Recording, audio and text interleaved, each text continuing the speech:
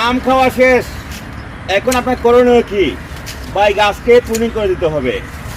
আম শেষ হওয়ার পরে গাছটাকে প্রুনিং করে দিলে পরের বছর এই গাছ থেকে দ্বিগুণ ফল আসবে।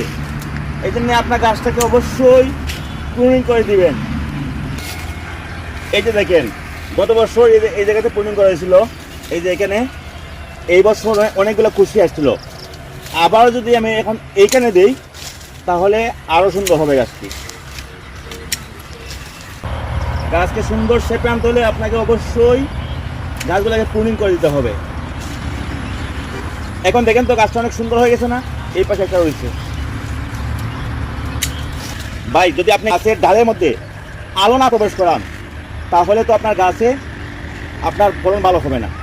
সানলাইট গাছের কাঠের মধ্যে প্রবেশ করতে হবে, এতে হবে কি ফলন বেশি আসবে, রোগ বালাই কমবে। প্রিয় ভাই, এখন লক্ষ্য করে দেখুন গাছটা কীরকম হয়েছে, অনেক সুন্দর লাগে না গাছটা? গাছটা যেমন সুন্দর হয়েছে, আগামী বছর এই থেকে অনেক ফল পাবেন, দ্বিগুণ তিনগুণ ফল আসবে। আপনারাও আপনার বাড়িতে অথবা বাগানে আম হারভেস্ট করার পরেই এরকম গাছটিকে গুলগাল করে দেবেন প্রুনিংয়ের মাধ্যমে। সবাই ভালো থাকবেন, আল্লাহ হাফেজ।